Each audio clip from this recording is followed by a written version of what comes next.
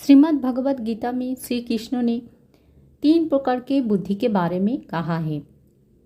सात्विक बुद्धि, राजसिक बुद्धि और तामसिक बुद्धि। सात्विक बुद्धि के बारे में श्री कृष्ण ने कहा है, जो बुद्धि वो जानती है कि क्या करना उचित है और क्या नहीं, क्या भय है और क्या नहीं, क्या बंधन है और क्या मुक्ति है, वो बुद्धि सात्विक कहलाती है। इसका भावार्थ है, सात्विक बुद्धि वो है जो विवेक से प्रेरित है। कंस कर्म आत्म विकास की दिशा में ले जाता है। कंस कर्म हमें सांसारिक आसक्ति से दूर रखता है। क्या उचित है और क्या अनुचित है, क्या भय का कारण है और क्या नहीं है। कौन से कर्म बंधन देते हैं और कौन से मुक्ति देते हैं। जब हमारी बुद्धि सात्विक होती है तो हम स्पष्ट देखते हैं कि कौन सा मार्ग हमें आत्मिक शांति, प्रेम और सत्य की ओर ले जाएगा। ये विवेक ही जीवन का दीपक है जो अंधकार में भी दिशा दिखाता है। नेक्स्ट, राजसिक बुद्धि के बारे में श्री कृष्ण ने कहा है, जो बुद्धि धर्म और अधर्म को, क्या करना उचित है और क्या अनुचित है, इन्हें ठीक प्रकार से नहीं जानती, जो सब कुछ विपरीत रूप में समझती है, वो बुद्धि राजसिक कहलाती है।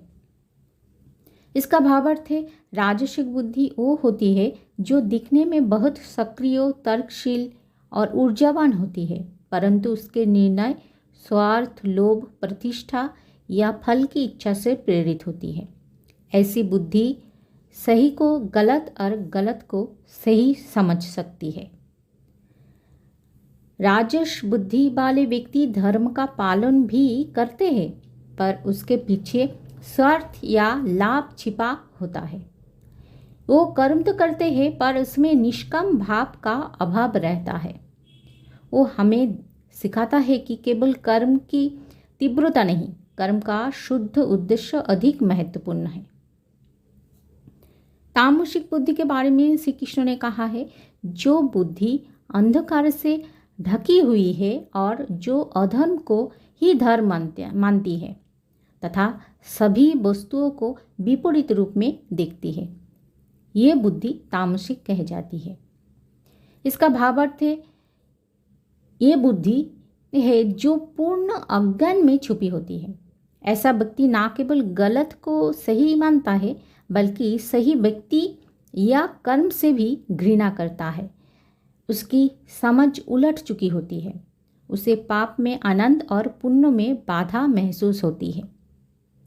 तामस बुद्धि वाले व्यक्ति की सोच भ्रमित और नकारात्मक होती है। वो वास्तविकता से दूर रहता है, अंधविश्वास या जड़ विचारों में उलझा रहता है। हमें इस स्थिति से बाहर निकलने के लिए ज्ञान, सत्संग और आत्म चिंतन का सहारा लेना चाहिए। सात्विक बुद्धि के लिए जीवन संदेश से योग और संयम से स्थिर रहो। राजसिक बुद्धि के लिए जीवन संदेश से स्वार्थ से ऊपर उठकर सत्य को पहचानो। तामसिक बुद्धि के लिए जीवन संदेश से ज्ञान और विवेक से अंधकार मिटाओ।